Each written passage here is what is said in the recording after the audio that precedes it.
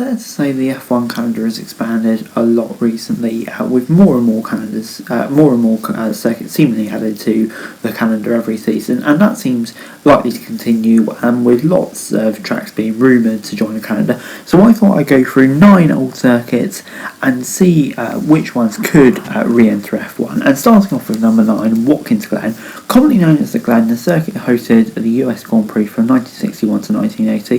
The track layout has largely remained unchanged since the mid-70s, with a mix of fast bends and slow hairpins. I would love this, but with 3 US races, this is probably one of the more unlikely ones. But moving on then to number 8, and that's Estrel.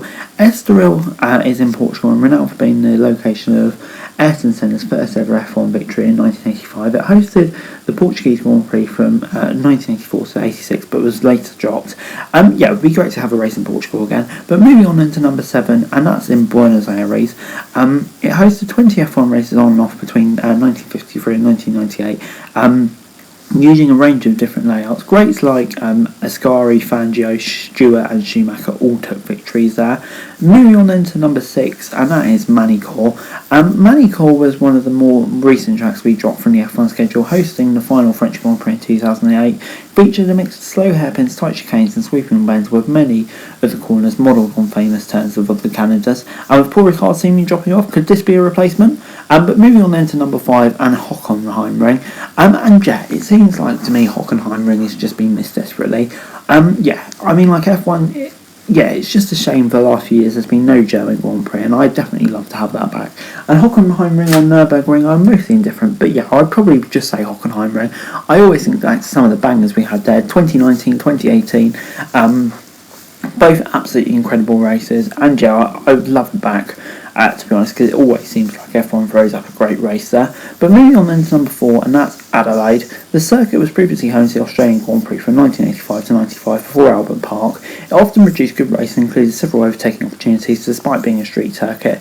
And for me, I'm not a massive fan of Melbourne, so to be honest, I would rather have the Australian Grand Prix in Adelaide. Moving on then to number 3, and that's Montjuic, street circuit in Barcelona, hosting 4 Spanish Grand Prix in the late 60s and the early 70s. It was a challenging trip with most mix of fast corners and slow hairpins.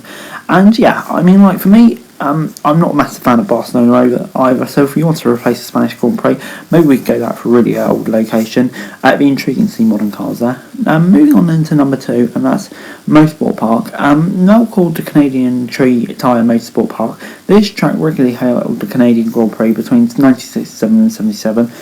It's remained largely unchanged since F1 visited there, with lots of fast, quick corners, including the iconic Moss corner. Could you see 2 Canadian Grand Prix? It's unlikely, but I like this track. Moving on then to number 1, and that's Fuji.